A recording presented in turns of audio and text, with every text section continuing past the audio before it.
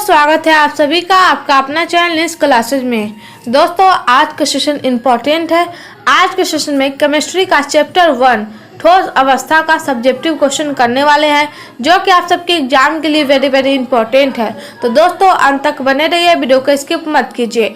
इस सेशन में हम लोग 15 सब्जेक्टिव क्वेश्चन करने वाले हैं, जो कि आप सबके एग्जाम के लिए वेरी इंपॉर्टेंट है। तो दोस्तों अंत तक बने रहिए, वीडियो को स्किप मत कीजिए।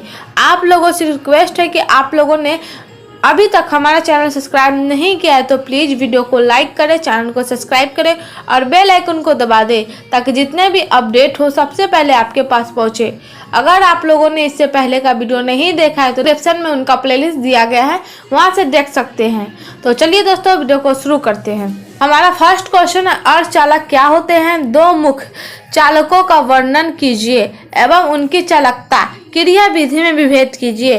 क्वेश्चन नंबर फर्स्ट में 3 क्वेश्चन पूछे हैं। फर्स्ट है अर्धचालक क्या होते हैं, सेकेंड है दो मुख्य चालकों का वर्णन करें और थर्ड है उनकी चालकता क्रिया विधि में विभेद करें। तो इन 3 क्वेश्चन का जवाब देना है, तो चलिए शुरू करते हैं। अर्धचालक वे ठोस होते हैं जिनकी चालकता चालक और विद्युत रोधी के बीच होती है। अर्धचालक वे होते हैं जिनकी जो चालकता होती है वह चालक और विद्युत रोधी के बीच में होती है, अर्थात 10⁻⁻6 से 10⁻⁴ तक के बीच में मध्यपरास होती है, जिसका मात्रक होता है Ω-4 प्रति मीटर। इनके बीच में होती है, उसे हम लोग अर्धचालक कहते हैं। एक बार और रिपीट करते हैं। अर्धचालक वे ठोस होते हैं जिनकी चालकता चालक और विद्युत रोधी के बीच में होती है, अर्थात 10⁻⁻6 से 10⁻⁴ Ω-4 प्रति मीटर के मध्यपरास में होती है, उसे हम लोग अर्धचालक कहते हैं। अब हम लोग सेकेंड क्वेश्चन को सॉल्व करते हैं। सेकेंड में है n प्रकार के अर्धचालक। दो मुख्य अर्धचालक होते हैं, फर्स्ट है n प्रकार के चालक और सेकेंड है p प्रकार के चालक। तो दो मुख्य चालकों का वर्णन करना है और उनकी चालकता क्रिया विधि में विभेद करना है। तो आइए देखते हैं। सिलिकॉन और जर्मेनियम 14वें वर्ग से संबंधित तत्वों को जब 15वें वर्ग के तत्व जैसे कि p अथवा As के साथ अपमिश्रित किया जाता है, उससे जो अर्धचालक उत्पन्न होता है वह n प्रकार के अर्धचालक कहलाता है। यानी n प्रकार के अर्धचालक वे अर्धचालक है जो 14वें वर्ग से संबंधित तत्व, और 14वें वर्ग से संबंधित तत्व कौन से है? तो वह है सिलिकॉन और जर्मेनियम। ये दो तत्व है जो 14वें वर्ग से संबंधित तत्व है।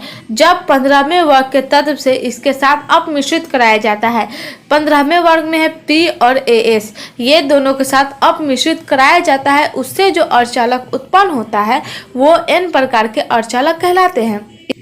यह जो n प्रकार का अर्धचालक है वो ऋणात्मक आवेश को दर्शाता है। वर्ग 15 के तत्व 1 इलेक्ट्रॉन अधिक रखते हैं। वर्ग 15 के जो तत्व होते हैं वह 1 इलेक्ट्रॉन ज्यादा रखते हैं या इलेक्ट्रॉन चालकता में वृद्धि करते हैं। जो वर्ग 15 के जो तत्व होते हैं वो 1 इलेक्ट्रॉन ज्यादा रखते हैं, वो इलेक्ट्रॉन चालकता में वृद्धि करते हैं। अब देखते हैं नेक्स्ट p प्रकार के अर्धचालक। वर्ग 13 के जो तत्व केवल 3 संयोजी इलेक्ट्रॉन रखते हैं। वर्ग 13 के जो तत्व होते हैं वो केवल 3 संयोजी इलेक्ट्रॉन रखते हैं। यह इलेक्ट्रॉन रिक्ति या इलेक्ट्रॉन छिद्र कहलाते हैं। वर्ग 13 के जो 3 संयोजी इलेक्ट्रॉन होते हैं वे इलेक्ट्रॉन रिक्ति या फिर इलेक्ट्रॉन छिद्र कहलाते हैं। यह छिद्र क्रिस्टल में आसानी से गति कर सकते हैं, जिससे विद्युत चालकता उत्पन्न होती है। जो छिद्र होता है 3 इलेक्ट्रॉन को छिद्र कहते हैं, वो छिद्र क्रिस्टल में आसानी से गति करता है, मतलब चल सकते हैं। उससे जो विद्युत चालकता उत्पन्न होती है, जब सिलिकॉन तथा जर्मेनियम को वर्ग 13 के तत्वों जैसे कि B, Al अथवा Ga के साथ अपमिश्रित कराया जाता है, तब चालकता में वृद्धि होती है। इस p वर्ग प्रकार के जो अर्धचालक होते हैं उसमें आसानी से वृद्धि नहीं होती है। उसके लिए सबसे पहले वर्ग 13 के 3 संयोजी इलेक्ट्रॉन को रखना पड़ता है। जो वर्ग 13 के जो 3 तत्व है उसे हम लोग रिक्ति या फिर इलेक्ट्रॉन छिद्र कहते हैं।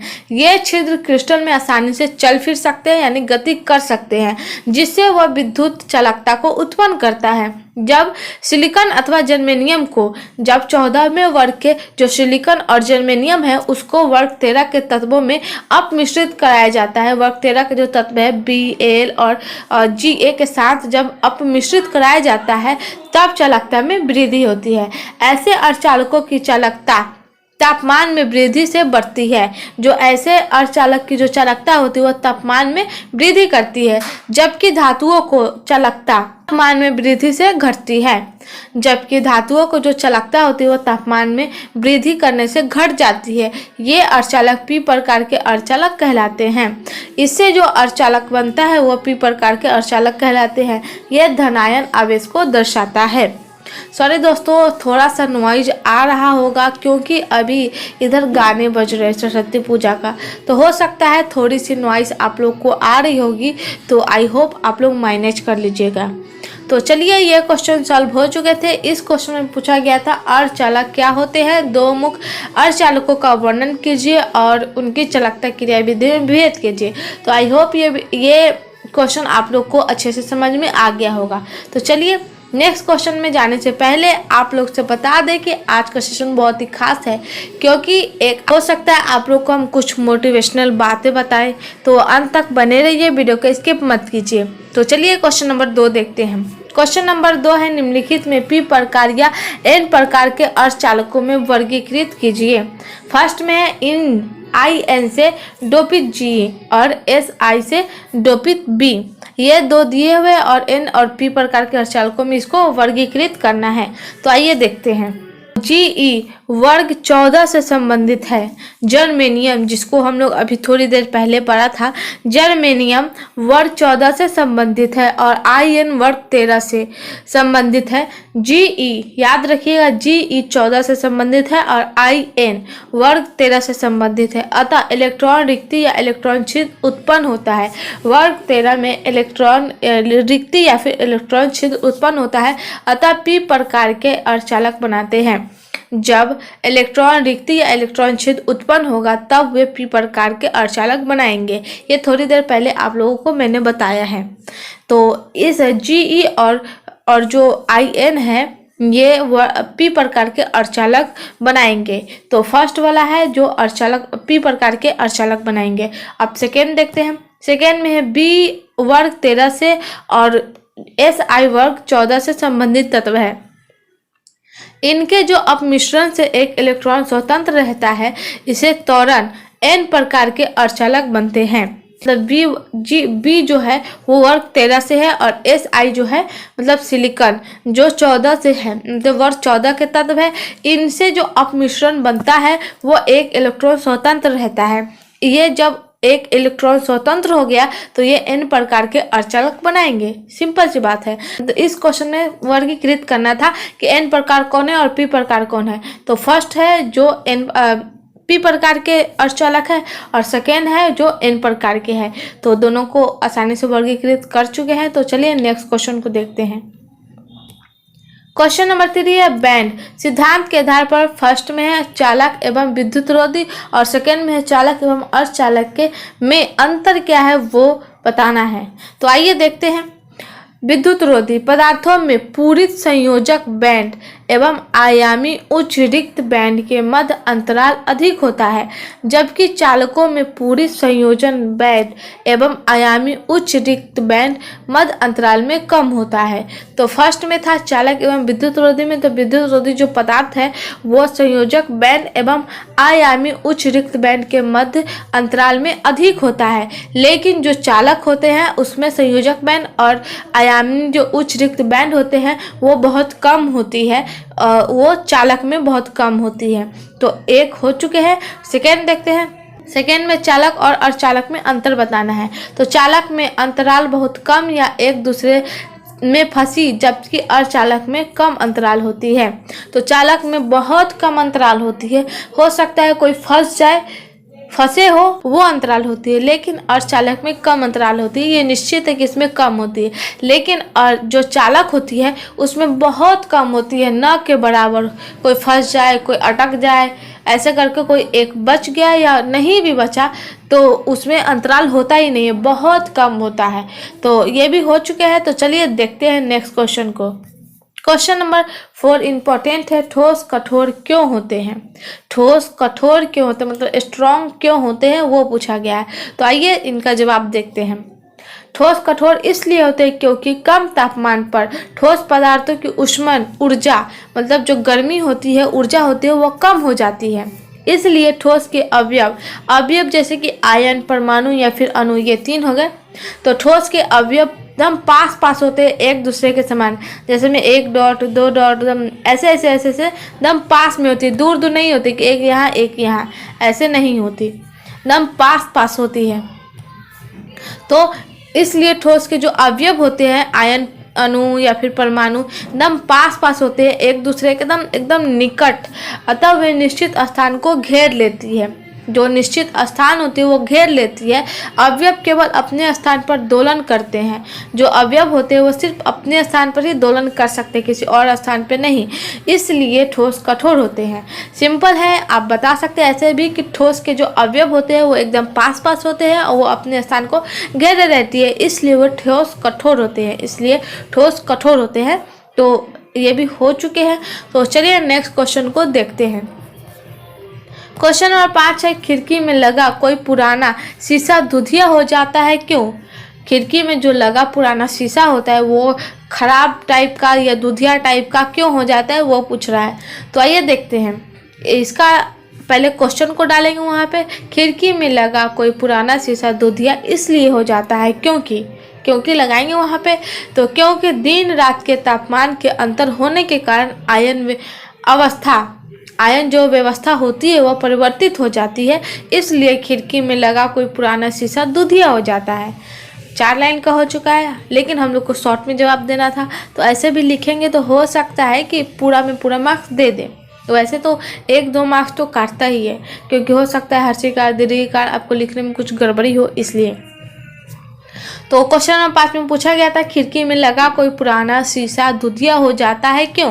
तो क्योंकि दिन रात में जो तापमान होती है, जो गर्मी होती है तापमान, उसके अंतर होने के कारण, उसका जो अंतर होता है दिन में ज़्यादा हो रात में कम हो, उसका जो अंतर होता है वो व्यवस्था परिवर्तित हो, मतलब जो होने का जो कारण है वो आयन व्यवस्था में परिवर्तित हो जाती है। इसलिए खिड़की में लगा हुआ जो कांच होता है, जो कोई पुराना हो जाता है, वो धुंधिया हो जाता है।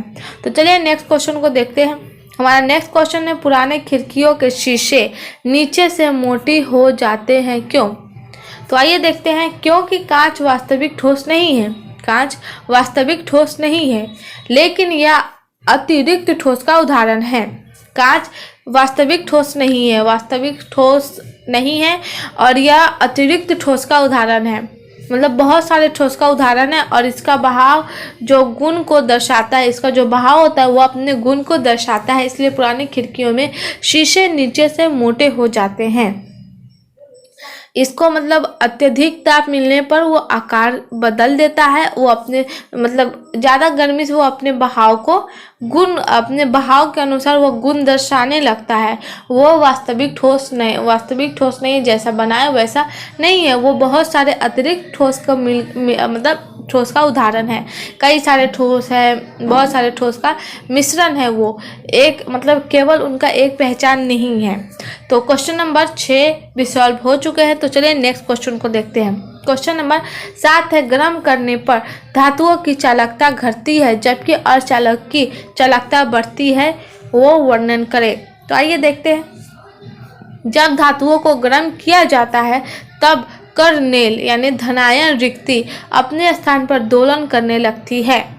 जब धातु को गर्म किया जाता है तब धनायन रिक्ति अपने स्थान पर दोलन करने लगती है। दोलन से इलेक्ट्रॉन के बहाव में व्यवधान उत्पन्न होता है। जब वो दोलन करती है तो इलेक्ट्रॉन के जो बहाव होता है, मतलब जो वह बहने लगता है, उसमें व्यवधान उत्पन्न होता है, अतः चालकता कम हो जाती है। ज़्यादा अधिक व्यवधान उत्पन्न होने से मतलब ज़्यादा अधिक कंपन, मतलब जैसे बहुत सारे बर्तन हुए तो एक साथ आवाज़ करेंगे ना, वैसे ही उसके साथ होने से उसमें चालकता कम हो जाती है। लेकिन यही अर्धचालक में चालकता उसकी अशुद्धियों पर निर्भर करता है। जो अर्धचालक होते हैं उसमें चालकता उसकी अशुद्धियों पर निर्भर करता है। यदि अशुद्धि की मात्रा बढ़ती है तभी चालकता भी बढ़ता है। अगर अशुद्धि की मात्रा कम होगी तब चालकता कमेगा। लेकिन इस क्वेश्चन में पूछा गया था गर्म करने पर धातुओं की चालकता घटती है जबकि अर्धचालकों की चालकता बढ़ती है। अर्धचालक में उसकी चालकता निर्भर करती है अशुद्धियों पर, लेकिन ये चालक में धनायन रिक्ति इलेक्ट्रॉन पर ये सब निर्भर करते हैं। तो इसलिए इलेक्ट्रॉन मतलब गर्म करने पर धातुओं की चालकता घटती है लेकिन अर्धचालक की चालकता बढ़ती है। तो चलिए नेक्स्ट क्वेश्चन को देखते हैं। क्वेश्चन नंबर 8 है, प्रतिलोह चुंबकीय और फेरी चुंबकीय पदार्थों में अंतर क्या है? इन अंतरों का क्या कारण है वो बताइए। तो आइए देखते हैं। प्रतिलोह चुंबकीय पदार्थ, ये चुंबकीय गुण, इसमें जो चुंबकीय गुण होता है वो शून्य होता है। प्रतिलोह चुंबकीय पदार्थ में जो गुण होता है चुंबकीय गुण वो शून्य होता है, परंतु जो फेरी चुंबकीय पदार्थ होते हैं उनका गुण कम होता है। प्रतिलोह चुंबकीय में शून्य होता है और फेरीलोह चुंबकीय में कम होता है, ये शून्य नहीं होता।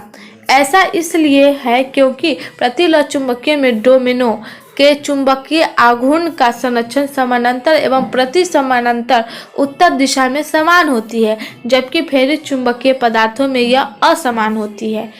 प्रतिलोह चुंबकीय पदार्थ में चुंबकीय गुण शून्य होता है, लेकिन जो फेरी चुंबकीय पदार्थ होते हैं उनका गुण कम होता है। ऐसा इसलिए होता है क्योंकि प्रति चुंबकीय जो होती है उसमें जो डोमिनो का जो चुंबकीय आघूर्ण संरक्षण होता है वो समान एवं प्रति समान दोनों उत्तर दिशा में समान रहता है, इसलिए प्रतिलोह चुंबकीय में शून्य होता है। लेकिन जब फेरी चुंबकीय की बात आ रहा है तो उसमें यह सब असमान होता है। समानांतर एवं प्रति समानांतर एक समान नहीं होते, वह असमान होते हैं, इसलिए इसमें कम होता है। तो यह भी क्वेश्चन सॉल्व हो चुका है। तो चलिए नेक्स्ट क्वेश्चन को देखते हैं। क्वेश्चन नंबर 9 है, ठोस क्रिस्टल में उत्पन्न दोष ऊष्मन गतिक दोष कहलाते हैं, क्यों? तो आइए देखते हैं। 0 के ताप पर ठोस के अवयव निश्चित जो स्थान पर होते हैं, ज्यों ही ताप बढ़ता है तब व्यवस्था बदलने लगती है। ज्यों मतलब जब ताप बढ़ता है तब यह व्यवस्था बदलने लगती है, अतः ताप बढ़ने से अव्यवस्था बढ़ती है, इसलिए ठोस क्रिस्टल में उत्पन्न दोष ऊष्मन गतिक दोष कहलाते हैं। 0 मतलब इस क्वेश्चन में पूछा गया था ठोस क्रिस्टल में उत्पन्न ऊष्मन गतिक दोष कहलाते हैं, क्यों? तो इनका जवाब हम लोगों ने दे चुका है, एक बार और रिपीट करते हैं। 0 के ताप पर ठोस के जो अवयव होते हैं वह निश्चित स्थान पर होते हैं। जैसे ही ताप बढ़ता है वह व्यवस्था बदलने लगती है, मतलब ताप जैसे बदलता है वह व्यवस्था, जैसे कि फॉर एग्जांपल आपको बता दे, दूध को जैसे ही ज़्यादा हीट करेंगे तो वह उबलने लगती है, ऊपर की तरफ आने लगती है। वैसे ही इसमें जैसे ताप बढ़ता है इसमें तो वह बदलने लगती है व्यवस्था उसकी, अतः ताप बढ़ने से अव्यवस्था भी बढ़ती है। जो अव्यवस्था होती है वो बदलने लगती है, तो ताप जैसे जैसे बढ़ेगा वह व्यवस्था खराब होता जाएगा, तो वो बढ़ने लगती है। इसलिए ठोस क्रिस्टल में जो उत्पन्न दोष होता है, उसके अंदर जो खराबी उत्पन्न होता है, दोष उत्पन्न होता है, उसमें गतिक दोष कहलाता है। तो ये भी क्वेश्चन हो चुके हैं। तो चलिए नेक्स्ट क्वेश्चन को देखते हैं। क्वेश्चन नंबर 10 है, एकांक सेल यानी यूनिट सेल किसे कहते हैं? तो आइए इनका जवाब देखते हैं। वैसे सेल जो जालक के सूक्ष्म मतलब सबसे छोटा रूप में उपस्थित होते हैं, जो कि पूरे जालक का प्रतिनिधि होते हैं, उन्हें एकांक सेल कहते हैं। तो इस क्वेश्चन में पूछा गया एकांक सेल किसे कहते हैं? तो वैसे सेल जो जालक के सूक्ष्म सबसे छोटा रूप, मतलब छोटा से छोटा, सूक्ष्म मतलब सूक्ष्म को देखने के लिए हम लोग को माइक्रोस्कोप की ज़रूरत होती है, एकदम छोटा सा सुई के नोक के बराबर। तो सूक्ष्मतम रूप में उपस्थित होते हैं, जो कि पूरे जालक का प्रतिनिधि करता है, मतलब पूरे जाल में फैला होता है, उसे हम लोग एकांक सेल कहते हैं।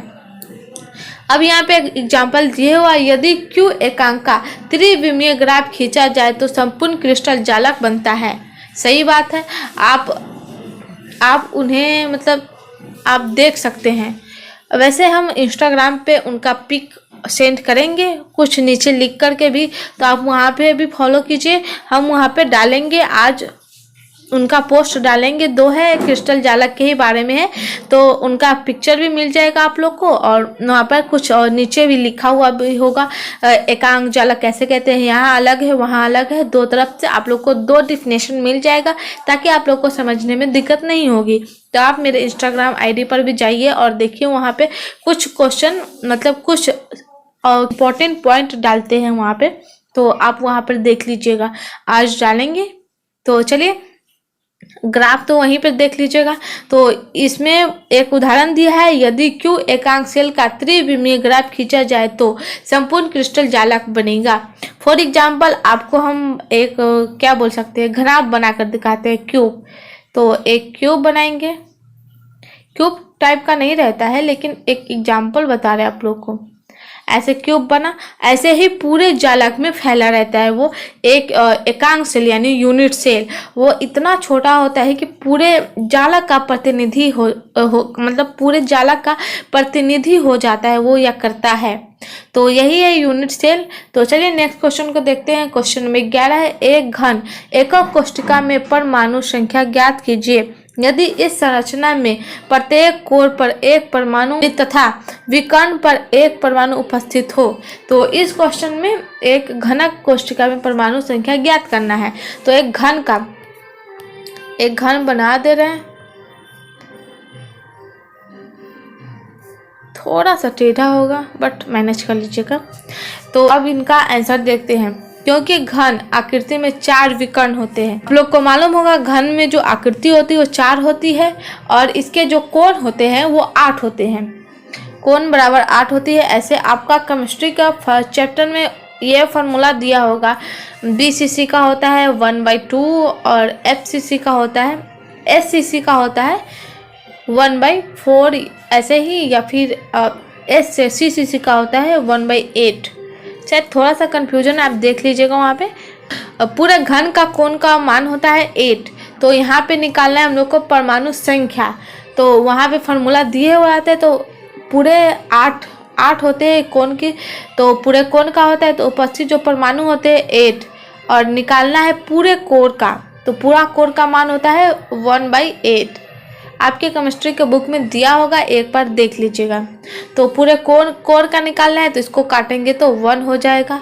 अब कुल परमाणु निकालना है, तो मेरे पास उपस्थित जो परमाणु है वो निकल चुके हैं, वो है 1। अब कुल परमाणु निकालना है, तो पूरे कोण होते हैं 8 और ये आ गया 1, इसको ऐड कर देंगे तो 9। तो परमाणु संख्या निकल गए 9। तो चलिए नेक्स्ट क्वेश्चन को देखते हैं। नेक्स्ट क्वेश्चन भी वैसे ही है। कोई ठोस घन PQR परमाणु से बना होते हैं, जिसमें P परमाणु कोरों पर और Q परमाणु केंद्र पर और R परमाणु फलक के केंद्र पर उपस्थित होते हैं। तो यौगिक का सूत्र निकालना है।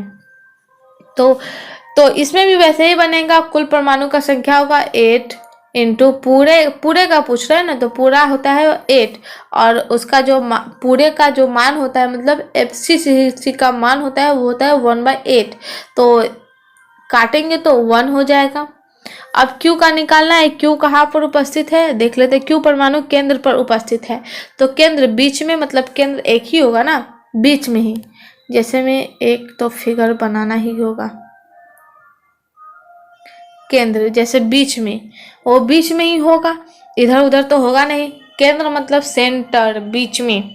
तो केंद्र का होगा 1/1, क्योंकि एक ही निकालना है, तो वो भी 1 ही हो जाएगा। अब R पूछ रहा है, R परमाणु फलक पर, तो फलक कितने होते हैं, 6 फलक है, गिनती कर लीजिएगा आप। 6 फलक होते हैं। अब हम लोग को निकालना क्या है, मतलब यौगिक सूत्र निकालना है। तो फलक पर निकाल रहे तो उसका फॉर्मूला होगा 1/2। तो निकाल रहे, 1 मिनट, तो हम लोग को निकालेंगे 6/1/2, तो आ गया 3, तो बराबर में 3। अब सभी को ऐड कर देंगे। अब हमारा P का आया, P का जो कोर उपस्थित होते हैं वो P का आया 1, तो 1 P जाएगा। Q का भी आया 1, तो 1 Q जाएगा। लेकिन R का जो फलक पर जो उपस्थित है R, उसका आया 3, तो R 3 हो जाएगा। तो यहाँ पे आंसर हो गया यौगिक सूत्र। ऐसे ही निकालना है सबको। ये भी क्वेश्चन वही है, वैसे ही निकालना है। आप एक बार निकाल के देखिएगा। बढ़ते हैं अगले क्वेश्चन पर। क्वेश्चन नंबर 14 भी वही दिए हुआ है, लेकिन एक बार देख लेते हैं। एक ठो दो तत्व P और Q से बनता है। Q के अणु CCP में है, जबकि P सभी अणु टेट्राहेड्रल साइड पर है। तो यौगिक का नाम बताइए। तो यौगिक का नाम पूछ रहा है CCP। तो आइए देखते हैं। यहाँ पे पहले से मैंने बना लिया है, तो इसी को पढ़ते हैं। मान लिया कि CCP में उपस्थित Q के परमाणु की संख्या X है। सिर्फ हम लोग मान रहे हैं। तो चूंकि Q जो P के सभी परमाणु टेट्राहाइड्रल स्थित है, अतः टेट्राहाइड्रल रिक्ति की जो संख्या है 2x है। ये भी मान रहे 2x। यौगिक Q एवं P के परमाणु का अनुपात होगा x, और ये जो Q का परमाणु है वो x है ना, और P का है 2x, तो x/2x। तो x का मान भी 1 है और 1 तो 1 हो गया ना, तो 1/1। x का मान ले रहे 1, तो 2x का मान भी तो होगा, उसमें जाएगा 1, तो 1 हो जाएगा, तो 1 हो गया। तो यौगिक का जो सूत्र होगा, तो P का हो गया 2, तो Q आ गया 1, तो इसका 1 आ गया, और P का 2 आएगा, क्योंकि x का मान जब हम ले रहे हैं 1, तो 2x का मान होगा, तो ये भी x का जाएगा 1, तो बचा 2, सिंपल। तो P है 2 जाएगा, तो Q1 और P 2। तो चलिए नेक्स्ट क्वेश्चन को देखते हैं। क्वेश्चन नंबर 15, एक क्रिस्टल में नॉन स्टोइकियोमेट्रिक डिफेक्ट यानी डिफेक्ट मतलब कमी क्या है वो पूछ रहा है। तो उत्तर में देखते हैं, नॉन स्टोइकियोमेट्रिक दोष दो प्रकार के होते हैं। कमी पूछ रहा है, तो दो प्रकार के होते हैं। फर्स्ट होते हैं धातु अधिकतम दोष और सेकेंड होते हैं धातु न्यूनतम दोष। इसमें पूछ रहा था नॉन स्टोइकियोमेट्रिक कमी क्या होती है, दोष क्या होती है। तो वो होते हैं दो। फर्स्ट है धातु अधिकतम दोष और सेकेंड है धातु न्यूनतम दोष। अब हमारा लास्ट क्वेश्चन है, जिंक ऑक्साइड गर्म करने पर चालकता में गुणों में गिरावट क्यों दर्शाता है। तो गर्म करने पर जिंक ऑक्साइड ऑक्सीजन मुक्त करता है। जैसे कि यहाँ पे एक रिएक्शन है, ZnO को गर्म किया जा रहा है, तो Zn+2 बना रहा है, फिर 1/2 O2 हो रहा है, फिर 2 इलेक्ट्रॉन त्याग रहा है। Zn2+ अंतराकाशीय रिक्त पर स्थान ग्रहण करते हैं, जबकि इलेक्ट्रॉन परास में अंतराकाशीय रिक्तिका पर पाया जाता है। इन इलेक्ट्रॉन के कारण चालकता कम हो जाती है, इसलिए जिंक ऑक्साइड गर्म करने पर चालकता के गुणों में गिरावट आ जाती है। तो ये भी क्वेश्चन हो चुके हैं। तो हमने कहा था कुछ आप लोग को मोटिवेशनल, तो चलिए आज उसको बताया जाए। तो आज हम मोटिवेशनल कुछ बता रहे हैं आप लोग को, हो सकता है इससे आप लोग को कोई सीख मिले। तो चलिए एक कहानी शुरू करते हैं। एक समय की बात है, एक राज्य में एक प्रतापी राजा राज करता था। मतलब एक समय की बात है, कुछ समय पहले की बात है। एक राज्य था और उसमें एक प्रतापी राजा नाम का एक राजा था, वो राज कर रहा था। एक दिन उसके दरबार में एक विदेशी बिजनेसमैन था, तो वो आया और उसने राजा को एक सुंदर पत्थर उपहार में दिया। एक सुंदर सा पत्थर उसको उपहार में दिया। तो उसे देखकर राजा बहुत खुश हुए और उस पत्थर से भगवान विष्णु की प्रतिमा का निर्माण कर उसे राज के मंदिर में स्थापित करने का निर्णय लिया।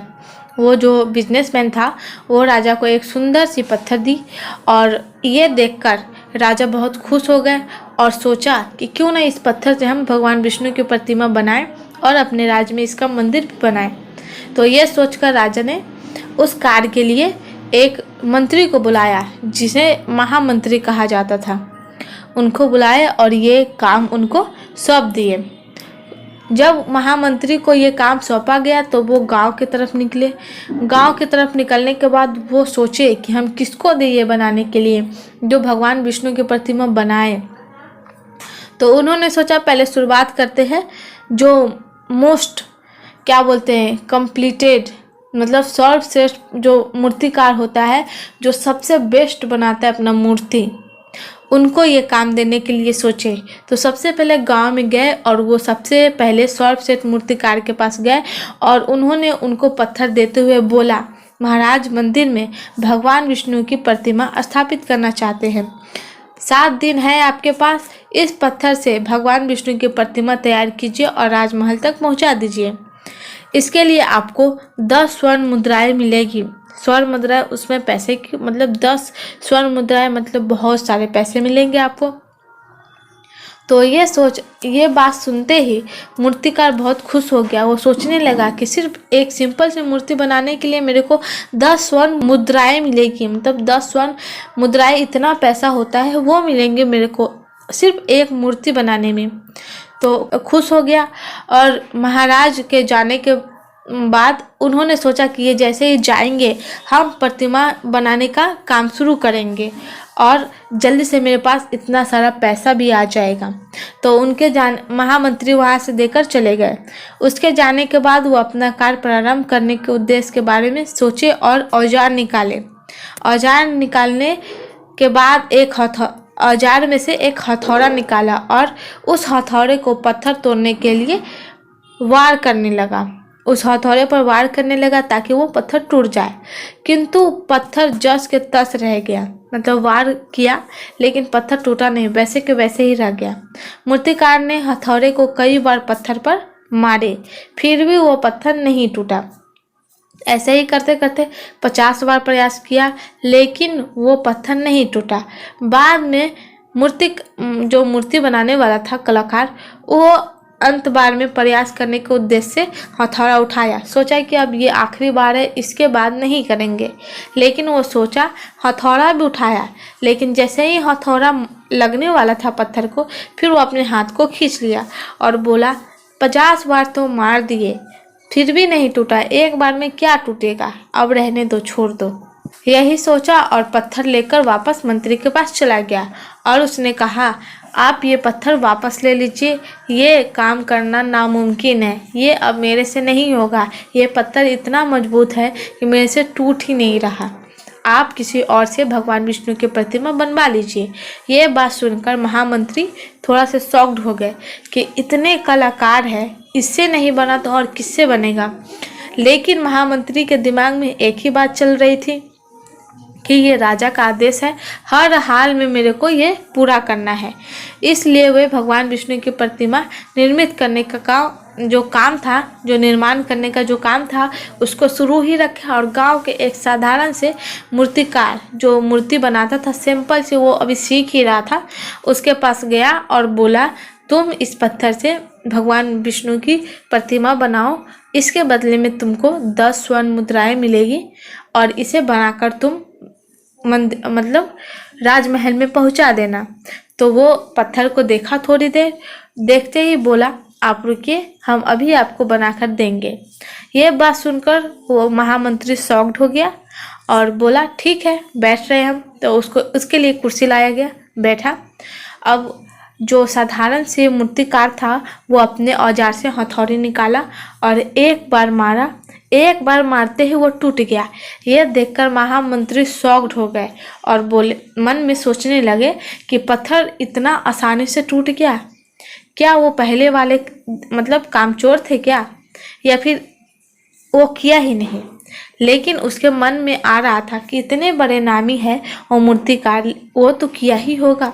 यह सोचकर फिर वो अपने मन में सोचते हैं, नहीं, काश वो एक और अंतिम प्रयास किया होता तो शायद वो सफल हो जाता और जो 10 स्वर्ण मुद्राएं थी वो उसका हो जाता, मतलब वो हकदार हो जाता उसका।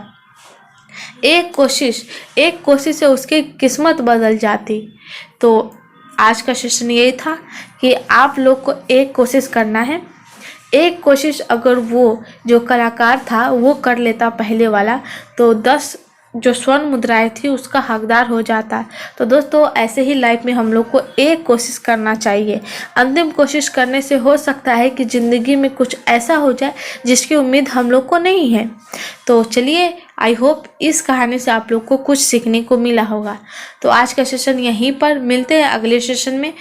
आई होप ये वीडियो आप सबको पसंद आया है, तो वीडियो को लाइक करें, चैनल को सब्सक्राइब करें और बेल आइकन को दबा दें ताकि जितने भी अपडेट हो सबसे पहले आपके पास पहुंचे। तो चलिए, आज के लिए बस इतना ही। धन्यवाद।